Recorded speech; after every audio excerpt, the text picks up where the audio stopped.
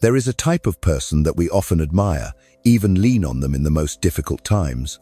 The strong person. They are the ones who do not complain, do not fall down, always know how to control their emotions, solve problems, and be a support for others. They are always okay, always sufficient, always know how to manage. But the question is, who will be the one to hold their hand when they break? Who will see the cracks behind that calm appearance? And do they dare to admit that they are struggling to live as a version of themselves that the world wants to see, not their true self?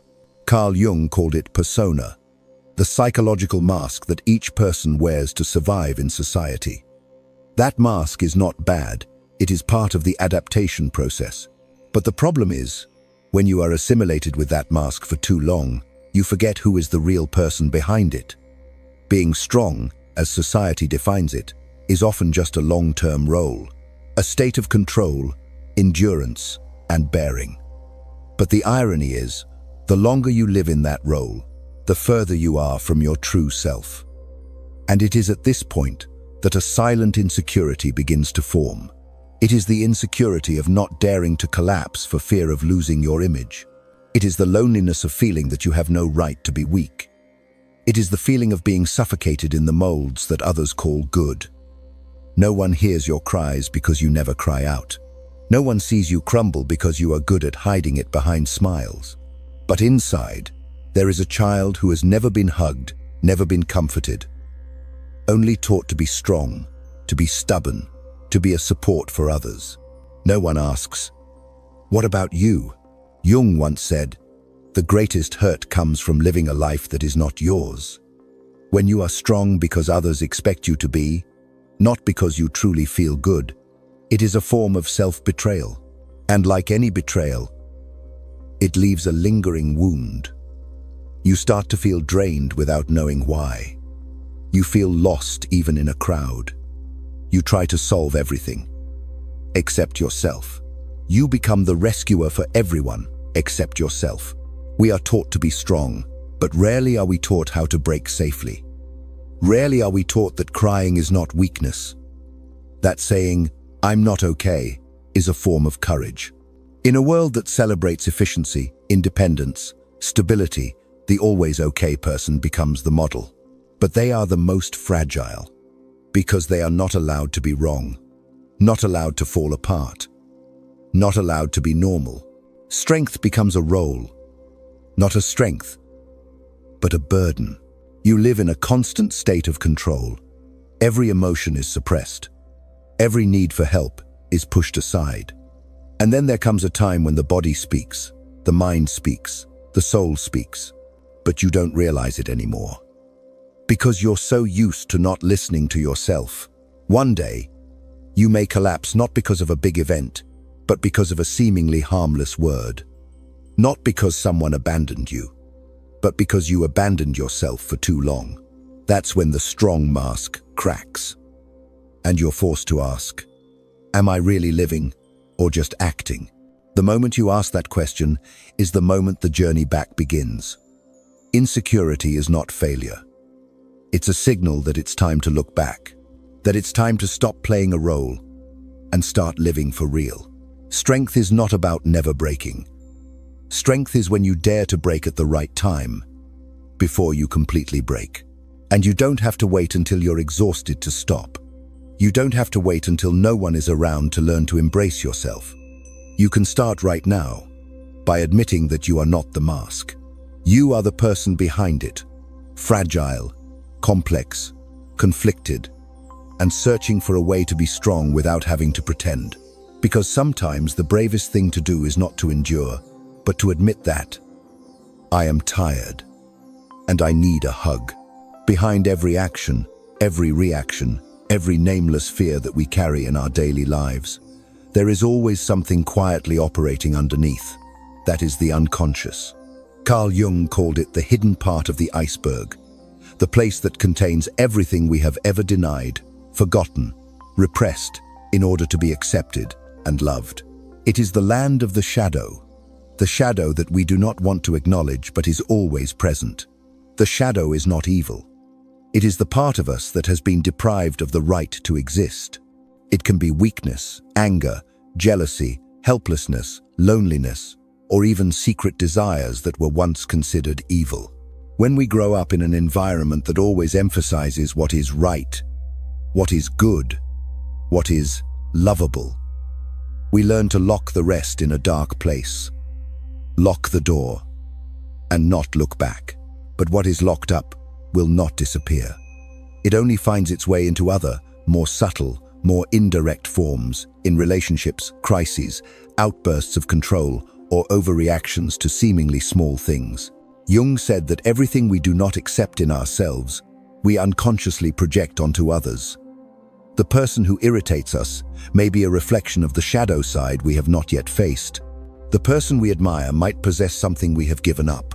Every time we say, "I will never be like that," we are denying a real possibility within ourselves. And that denial is the source of suffering. The root of insecurity lies not in what is happening on the outside, but in never really knowing ourselves.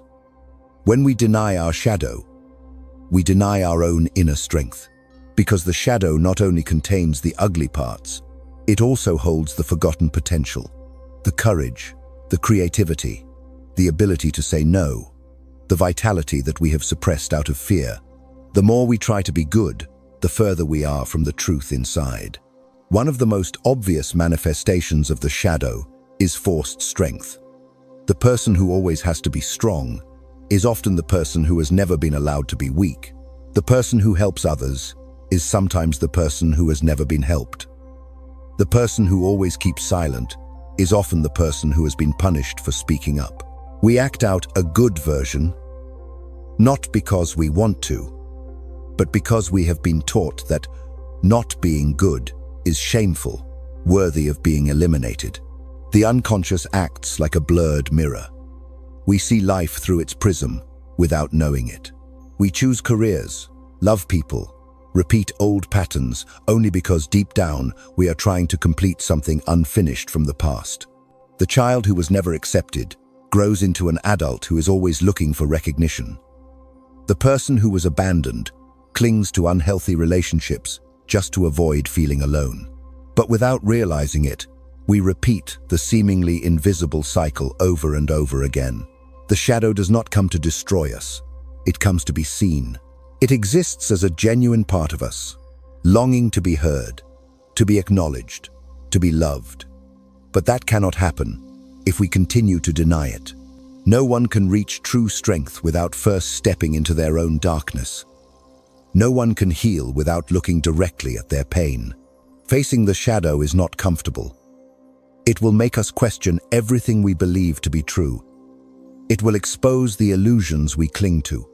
It will shatter the illusions of security. But that is the price of awakening, because behind the protective shells is a real person who does not need to act, does not need to control, does not need to ask permission to exist.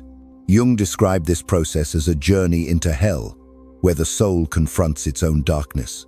But he also said, the tree can reach heaven only if its roots are deep enough in hell. And hell here lies nowhere else but in the parts of ourselves that we refuse to touch. When we are brave enough to stay in fear, instead of running away from it, we will realize that it does not swallow us as we thought. On the contrary, it is the gateway to ourselves. Starting this process does not require a grand ritual. Sometimes it is simply stopping in the middle of a busy day and asking, "How am I feeling today?" It is writing down the anger that we always label irrational. It is looking in the mirror and admitting, "I am hurt." It is stopping to call my emotions oversensitive, weak, irrational. It's about letting yourself be who you are, whole, imperfect, on the journey to understanding yourself. The shadow doesn't disappear when you ignore it. It only stops threatening when you dare to look back. And when that happens, you realize a simple yet profound truth. You don't have to play a role anymore. You don't have to be okay to be loved. You don't have to be strong to survive. You just have to have the courage to be honest with yourself first. And from that point, a different kind of power is born. It no longer comes from trying to control, but from letting go and believing, "I am enough, even if I am not perfect." There comes a moment in life when everything seems to fall apart at once. What was once a support, a guide, a place to cling to, suddenly collapses. You no longer know who you are, what you want, what is right, what is wrong. The pain does not come from a single event, but from the accumulation of years of living in a way that is not true to yourself. Jung called this moment of ego crisis the night sea journey, the journey in the dark, where the ego no longer guides and the soul begins to speak. The collapse is not the end. It is the beginning of a journey that few dare to take, the journey down. Not down to hide, but down to find the true self that has been buried under masks, roles, stereotypes, and fears. Jung did not see suffering as something to be avoided. He believed that pain itself is the gateway to the inner depths, the starting point of the transformation process. We do not grow in the light. We grow up broken. This journey is not glamorous. There is no light at the end of the tunnel, no roadmap. All you have is the chaos inside. The vague feeling that you cannot go on living as before, when the old questions no longer apply, when the answers from others no longer satisfy you. You are forced to turn inward and ask yourself, what is really going on inside me? That is when you have to sit with your fear instead of running away from it. Look at your anger instead of suppressing it. Touch your feelings of being unloved instead of denying it. You begin to realize that what you have been avoiding is what is controlling you. The impulsive behaviors, the repetitive relationships, the invisible anxiety are all manifestations of an unheard inner self. Facing yourself is not looking in the mirror to praise or criticize yourself. It is a confrontation with the parts of you that you have tried to forget. It's the memory of being abandoned and ignored.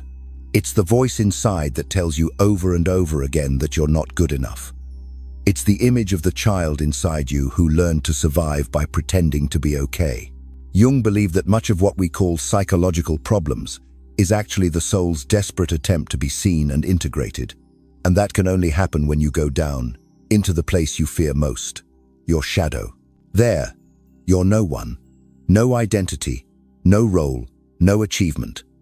You're left with your raw truth, a person in pain, confused, trying to live without. Your ego will struggle. It will tell you that you're weak, that you're failing, that you're losing everything. But let it talk, because that voice isn't you. It's just the echo of old, dying beliefs. And then in the silence, after the crying, after the sleepless nights, after the times when you feel like you can't get up, something new begins to emerge. A fragile but palpable sense that you are beginning to see yourself, not through the eyes of others, but through your own true eyes. No longer the edited version of you, shaped to fit someone else, but you, whole, messy, unfinished, but real. Jung believed that no one becomes themselves without first going through a breakdown. No one awakens peacefully. This process requires you to let old layers fall away, illusions shatter, illusions of control are exposed. You will feel empty, not belonging, disoriented. But in that loss, you begin to hear the call of your soul. Not a loud call, just a knowing. Something very real is present inside you. And that is the place to start again. No one can face themselves without touching pain. But that pain does not come to punish. It comes to remind you that it is time to be real. It is time to stop doing what others expect, to stop pretending to be happy, to stop pretending to be strong. It is time to admit that you are not okay. And from that admission, a new form of strength is born. Not the strength of holding back, the strength of honesty, the strength of daring to see yourself whole. This process doesn't require you to be great. It only requires you to be real. Every time you dare to speak the truth to yourself, you take a step out of the maze. Every time you stop running away from your emotions, you move closer to freedom. Every time you embrace a part of your vulnerability, you heal yourself. Jung wrote, "We do not become enlightened by imagining light, but by making darkness conscious." The journey downwards is exactly that. It is bringing darkness into the light. It is befriending the parts you once rejected. It is saying, I see you. I understand why you are here. And now, together, we can move forward. There is no rebirth without destruction. There is no real life without the death of the old self. The journey downwards is not the end. It is the first step to starting to live, a life based not on what is expected, but on what you really are. And that is where all true empowerment begins, not from the shell, but from direct contact with the soul. There are times in your healing journey when you have gone through the breakdown, when you have reached the depths of your pain, when you have faced your fear, when you begin to feel the quiet but powerful awakening of something primal within you. It is no longer the voice of your ego, nor the echoes of your shadow, but the voice of ancient symbols, timeless archetypes, coming alive in your consciousness. Jung called them the foundational structures of the human psyche, symbolic forms deep in the collective unconscious, the repository of the ancient wisdom that each of us carries with us from birth. Archetypes are not imaginary characters. They are the embodiment of universal energy patterns that exist in every culture, every myth, every religion: the warrior, the mother, the orphan, the rebel, the healer, the wise man. You do not need to study them to know them. They have been inside you for a long time, hidden beneath your choices, your actions, your dreams, your intuitions, the stories you are drawn to without knowing why.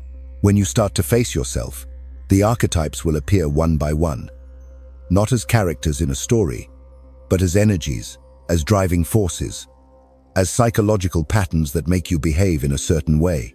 You will realize that there is a part of you that always feels abandoned, like a child with no one to save. That is the orphan. Another part is always ready to stand up and fight, not accepting being treated unfairly. That is the warrior.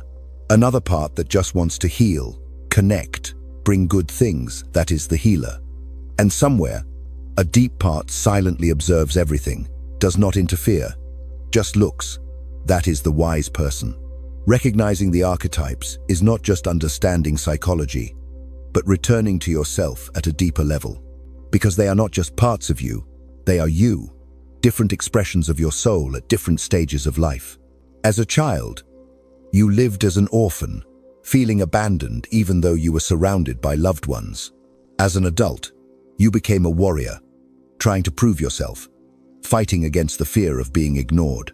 At some point, you get tired, and the energy of the healer emerges. You begin to seek true connection, forgiveness, healing.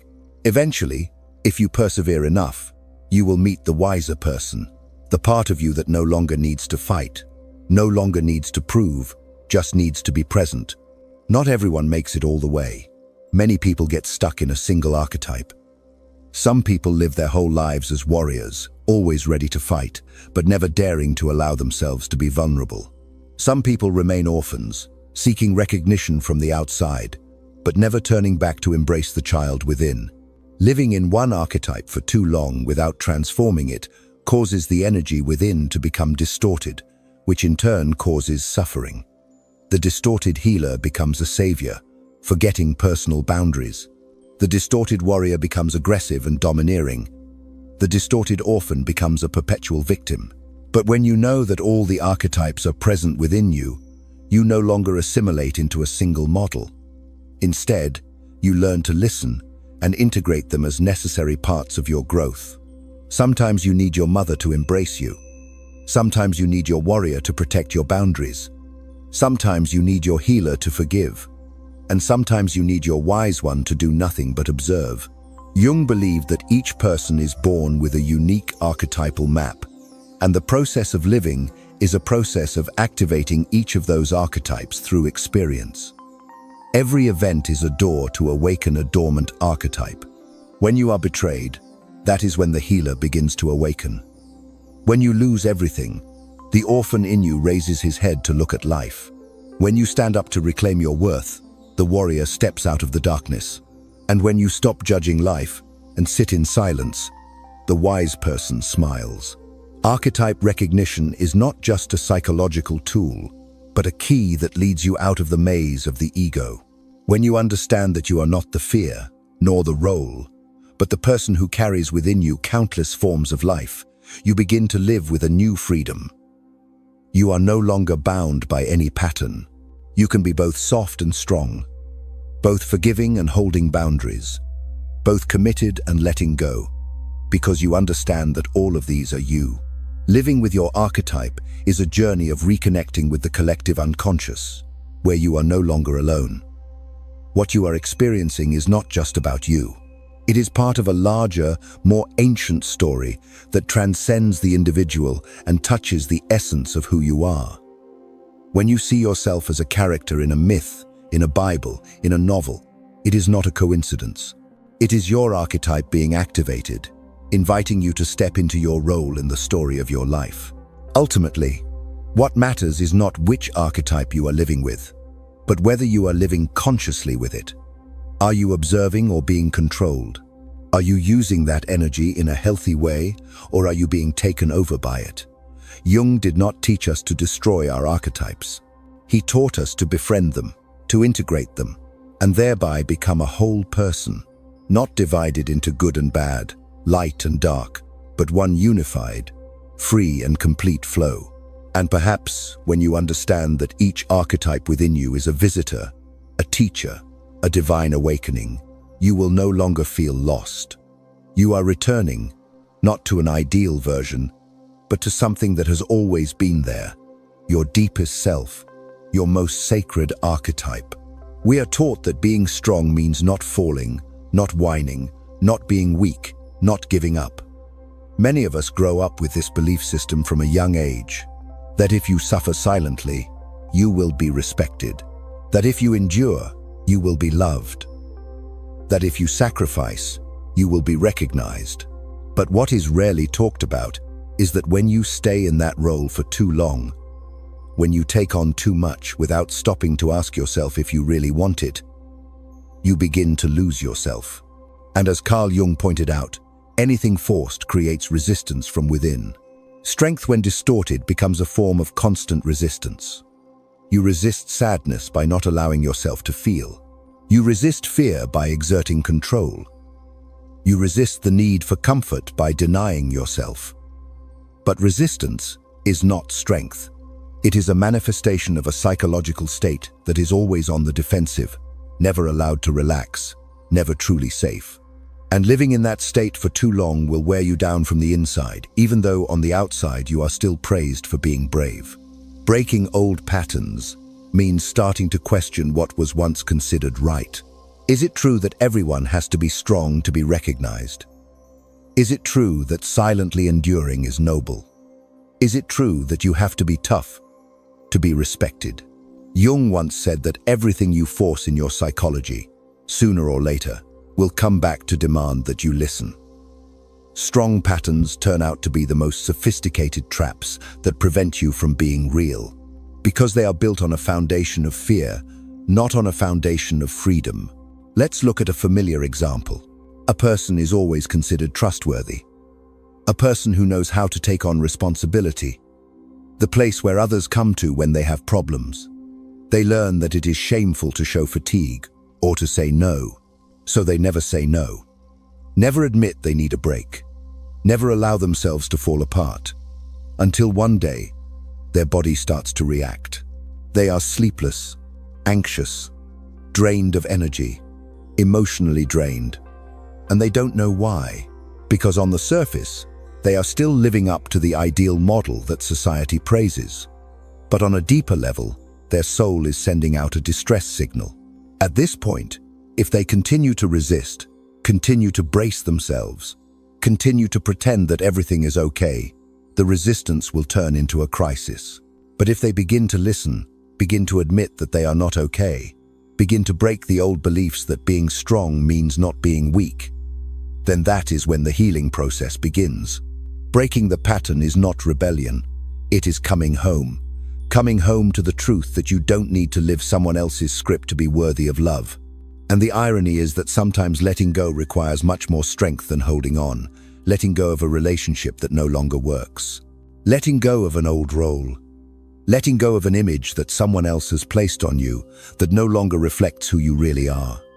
That is not failure. That is a form of maturity. True strength is no longer about resisting your emotions, but about allowing yourself to feel them. No longer about forcing yourself to continue, but about knowing when to stop. No longer about always doing the right thing, but about daring to choose the real thing. Jung believed that a healthy soul is not about having no inner conflict, but about knowing how to talk to all parts of yourself fully. When you no longer separate your emotions into good or bad, weak or strong, but see them as signals that need to be heard, you begin to live with integrity. And that is the new strength. The strength that comes not from resistance, but from reconciliation. People who were once strong because they were afraid of being hurt now know how to open up selectively. People who were once strong because they needed recognition now know how to establish their own value without having to prove it. People who were once strong because they were silent now know how to use their voice to set boundaries. This is no longer strength that comes from defense, but from understanding. Understanding who you are. Understanding what you need. Understanding that you have the right to live your truth without asking for permission. Breaking the pattern is not easy. It will make you feel insecure, empty, even guilty. Because you are used to pleasing. You have learned that your presence must be useful, must be reliable, must fit expectations. But you can learn again. Learn to not automatically respond to compliance. Learn to say no when your heart says no. Learn to say no to roles that no longer fit. And most importantly, learn to stay true to yourself, even if it means disappointing others.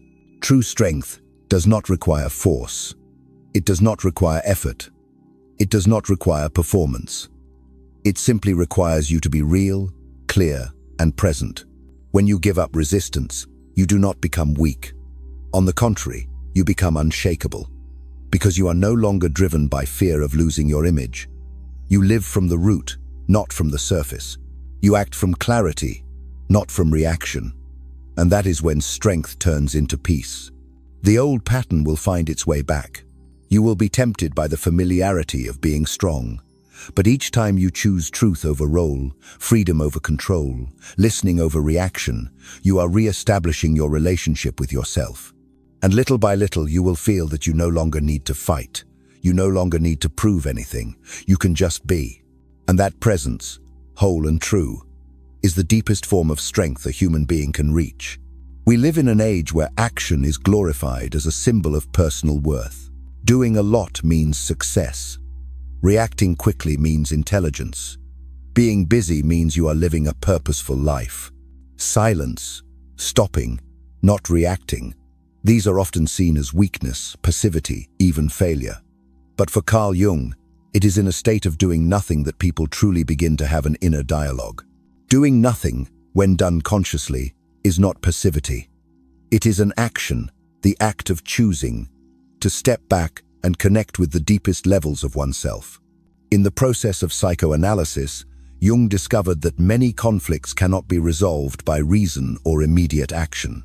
They need space to operate in the unconscious, time for the layers of internal contradictions to find order. And the condition for that to happen is not effort, but deliberate letting go. A pause deep enough for what is buried to rise. A silence long enough for our true voice to be heard, without being drowned out by the noise of the world. This silence is not the same as avoidance. Avoidance is stepping aside so as not to feel. Silence is staying, looking straight ahead, without judging. You sit with the anger without trying to reason it out. You stay with the hurt without immediately healing it.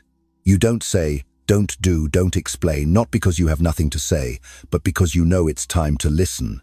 And true listening never happens in noise. Jung was heavily influenced by Eastern philosophy, especially the Taoist concept of Wu Wei. Wu Wei is not doing nothing, but acting in accordance with the natural flow, without forcing, without over-intervening. This is a subtle, silent form of action, but it has great transformative power. When you don't react immediately, don't respond immediately, don't act immediately, you create a pause.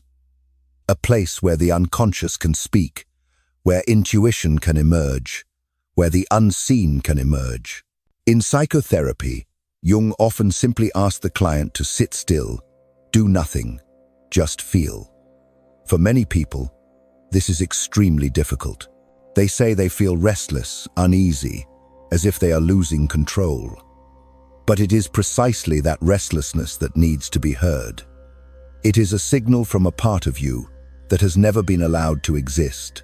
Silence, in this case, is a tool to open the door to the depths of the self. Imagine someone who has just experienced a traumatic event.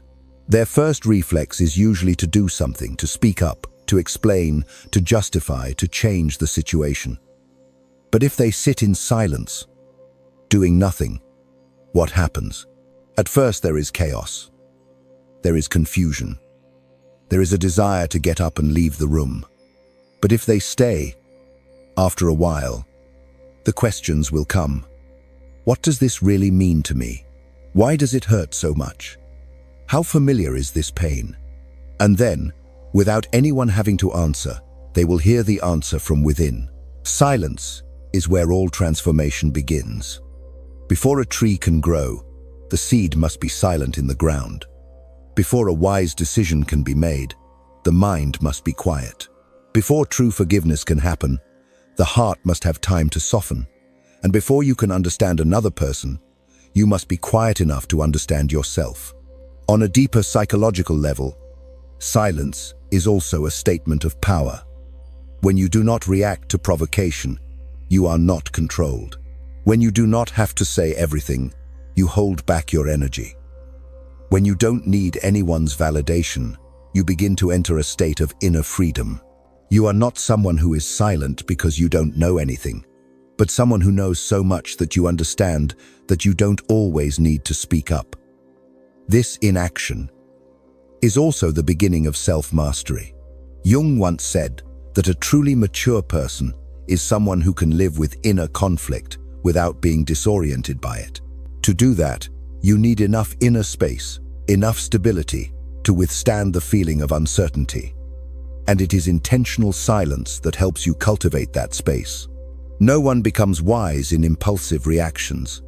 Wise people are born in the pauses where they choose to do nothing, letting things unfold.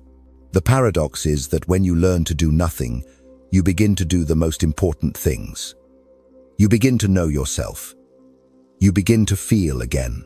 You begin to distinguish between the voice of the ego and the whisper of the soul. And then, when the time is right, action will come.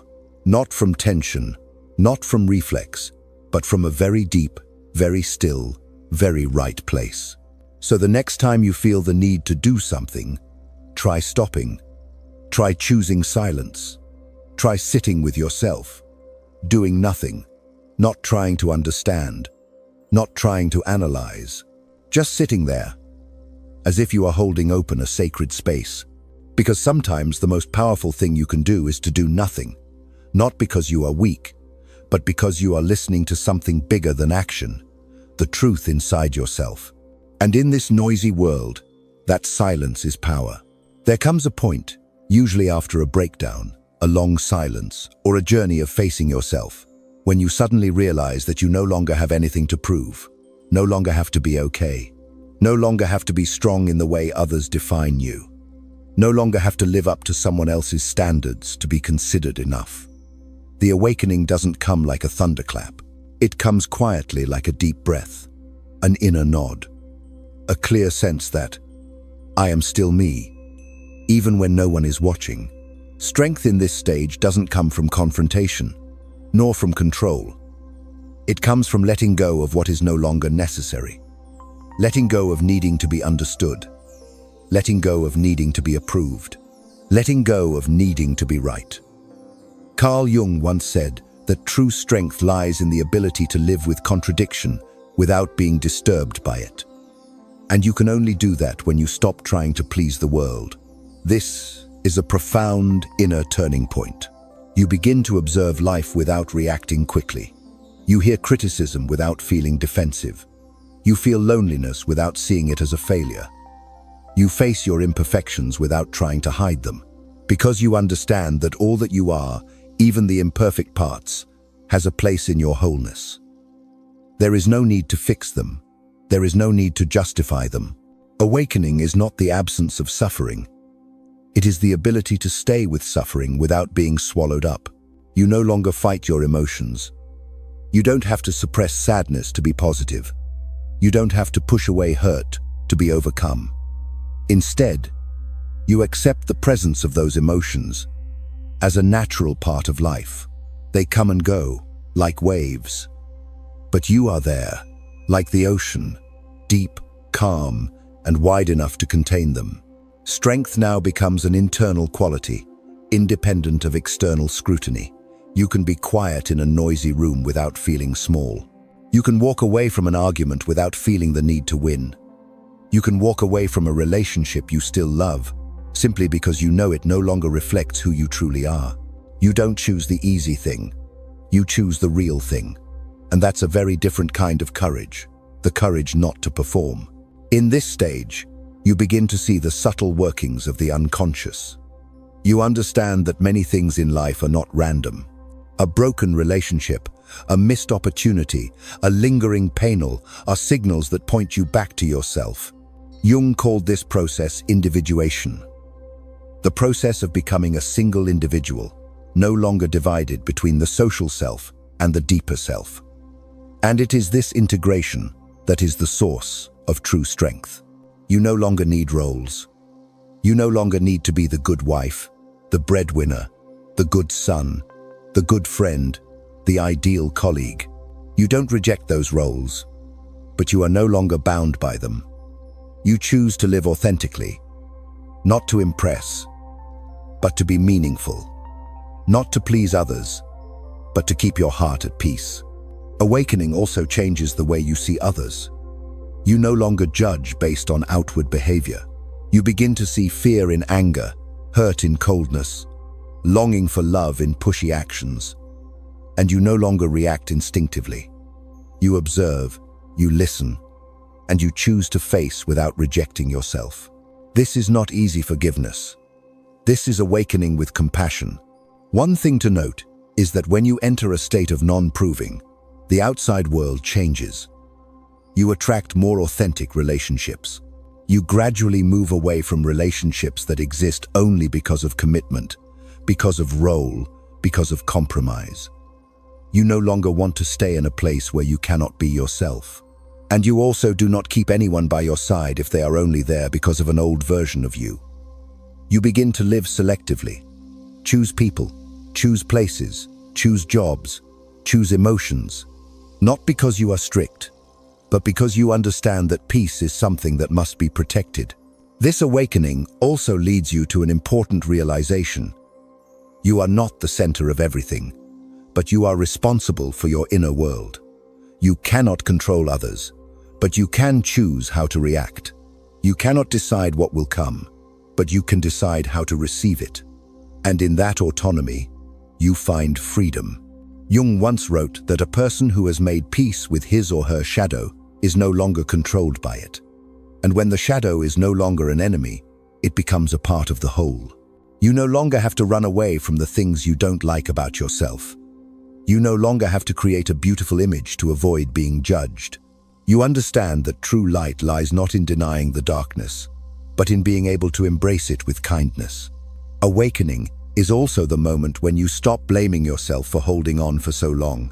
You stop being angry at yourself for your weaknesses. You know that everything you've ever done was an effort to survive in a context where you didn't know any other way. And instead of hating your old self, you are grateful. Because without that self, you wouldn't be here, wouldn't have the depth, wouldn't be able to see the world through eyes cleansed by suffering. In the end, strength is no longer something you pursue. It becomes something you are. A quiet strength that needs no convincing. A stability that needs no defending. A presence that needs no applause. You live as you are, without asking permission, without justifying, without taking back. And then you are truly powerful. Not because you win, but because you stop losing yourself. Not because you do a lot, but because you have learned to just be. fully, awake, without proving anything. After the journey of facing, breaking, rebirthing, and awakening, something happens naturally. You begin to feel the need to reconnect with the world, but not with the need to be seen or loved, but with a new motivation, the motivation to be yourself and to be present in an authentic way. This is no longer a stage of individual healing. This is the stage where you begin to reconcile with yourself, with others, with life. Reconciliation is accepting that things happened. There were parts of you that you could not change. There were mistakes, hurts, reactions that were not worth being proud of. But instead of denying or trying to forget, you begin to place your hands on those parts with understanding. You stop blaming yourself for resisting, for struggling, for going astray. You understand that each version of yourself was a necessary part of getting you to this place, where you can see the whole of yourself without fear. Jung once said that the process of growth is the process of merging light and darkness, not so that one overcomes the other, but so that both coexist as a whole. When you have gone deep enough into the darkness, you realize that you do not need to destroy it. You just need to light a small light. And the presence of that light changes the darkness. You become a light bearer, not because you are perfect, but because you have dared to walk through the land that no one wants to tread. The strange thing is, when you enter a state of reconciliation with yourself, you become lighter, less defensive, less in need of proof. And it is from that state that you begin to connect with others in a profound way. Not with flowery words, not with stories of triumph, but with real presence. Others sense a kind of space in you, where they can be themselves, not judged, not corrected, not pushed into false positivity, simply seen. Connection comes from authenticity. And authenticity comes from sitting with yourself long enough to stop pretending. You know that everyone is vulnerable. Everyone has something left unsaid. Everyone has put on a front for validation. So you don't need them to be perfect to love them. You don't need them to understand you to respect them. You can love someone who is lost, because you know you were there at one point. Being a light bearer in the darkness doesn't mean you have to be positive all the time, inspiring all the time, appearing like you have all the answers. On the contrary, a true light bearer is someone who dares to be present in the not knowing, who dares to sit with another person in the pain without trying to make it go away. They don't chase away the darkness, nor are they swallowed up by it. They just light a candle and stay. That light doesn't come from skill or knowledge. It comes from depth. A person who has gone deep within themselves has the power to be present without saying anything. They enter a space and slow it down. They make others feel understood with just a look. They make silence less scary. And that doesn't come from learning how to be present. It comes from being in the dark long enough to no longer be afraid. Reconciliation is also the process by which you begin to stitch together the disjointed parts of your life. The pieces that were once separated, work, love, family, passion, now begin to find their true place. No longer in conflict, but complementary. No longer driven by ego, but rearranged by awareness. You no longer need to give up one part of your life to keep the other. You learn to live whole, where every role, every emotion has its place. Connection at this stage is not loud. It is deep, slow, selective. You no longer need a crowd. You need truth. And from there you attract people who are also on their journey back to themselves. No more relationships based on need, control, or expectation. Just encounters where you are both fully present. No need to change, no need to save. Just looking at each other and realizing, I see you, as you are. And then you realize that the personal journey is never selfish. Because when one person dares to heal themselves, they create space for others to do the same. When one person dares to be authentic, they send a signal to others that authentic living is possible. When one person dares to walk through the darkness and keep the fire inside, they become living proof of something that seems vague, that the light is not out there. It is inside each of us, just needing to be awakened. Being a light bearer is not a role to be assumed. It is a natural consequence of an authentic journey. You don't need to preach. You don't need to advise. You just need to live true to your light. When you are authentic, you touch others with your presence. And the world doesn't need more perfect people. The world needs real people. People who have walked through the darkness, sat in the brokenness, and still choose to stand up without losing the softness of their hearts. Ultimately, reconciliation is not just an inner act. It is a way of life. A way of walking through life without playing a role. A way of reaching out to others without asking them to be anything else. A way of living in the world as part of it. Not higher, not lower, simply present, awake, and ready to carry your candle where others are still afraid of the darkness. Not to teach them, just to stay with them, until they have the courage to light their own light. Throughout your journey through darkness, through collapse, confrontation, awakening, and reconciliation, you may have thought that you became thorny, that after all the hurt, the betrayal, the struggle to survive, you were forced to learn to build fences, keep your distance, act cold and tough, so that no one could hurt you again. And perhaps you believed that this was the only way to protect yourself. But then, when the journey subsides, when the layers of defense are no longer necessary as before, you begin to realize one thing: you don't need to be thorny to be safe. In fact, you were never thorny. Thorns are just something you create when there is no other way. And your true nature is your roots.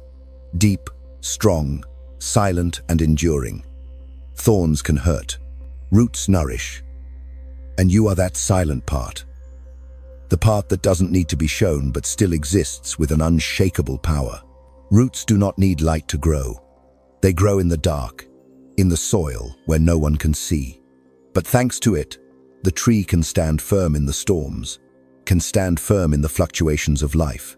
And so, thanks to your daring to go down, to face the parts that are rejected, to sit with the nameless pain, you truly begin to take root in yourself.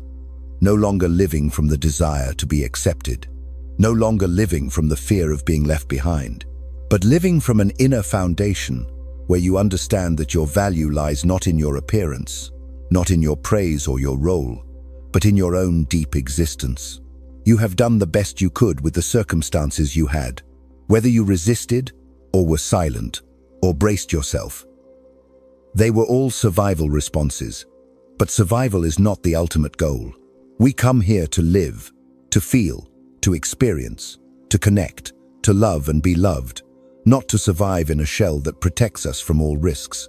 And to do that, you have to go back to your soft yet solid self, back to your roots. The roots do not need to be seen to be valuable.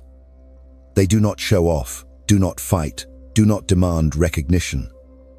But they know where they are, what they are holding, what they are nurturing. Just like you, when you have gone deep enough, you will no longer need to prove anything.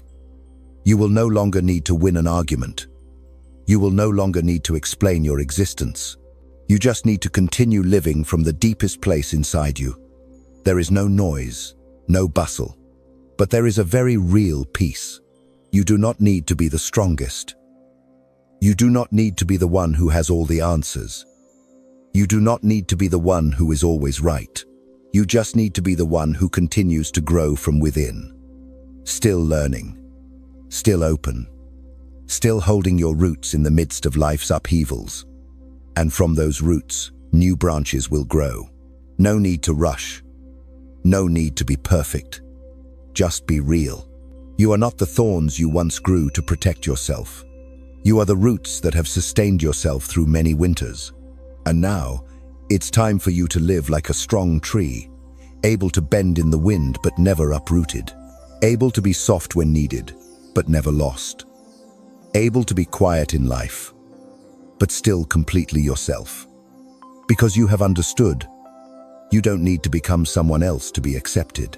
You just need to return and be deeply rooted in yourself. There, you are enough, and always enough.